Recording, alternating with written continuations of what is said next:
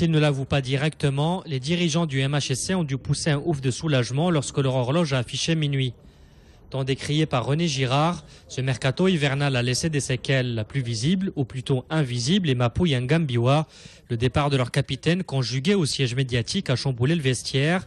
Les rumeurs concernant des départs de certains cadres de l'équipe se sont multipliées jusqu'au dernier jour de la fenêtre des transferts. Et il a fallu que Laurent Nicolin vienne remettre les pendules à l'heure.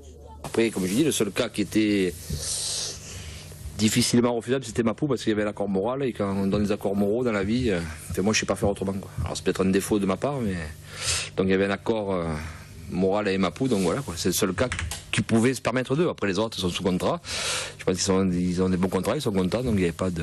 Après que certains soient approchés et qui disent pourquoi pas que, mais bon. Maintenant que les jeux sont faits, club et joueurs volages ont tout intérêt à mettre le pied à l'étrier et n'ont d'autre choix que de mettre leurs forces en commun.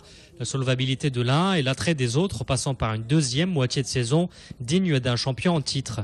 Je crois que les joueurs qui sont là, ils ont tous montré la saison dernière qu'ils ont de talent, ils ont de la qualité.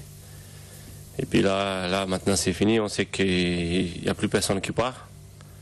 Et puis je crois que les mecs, s'ils ont envie vraiment de partir, c'est là qu'il faut montrer après le championnat, peut-être trouver un club. Mais eux, dans leur tête, ils savent qu'ils vont rester, et puis voilà.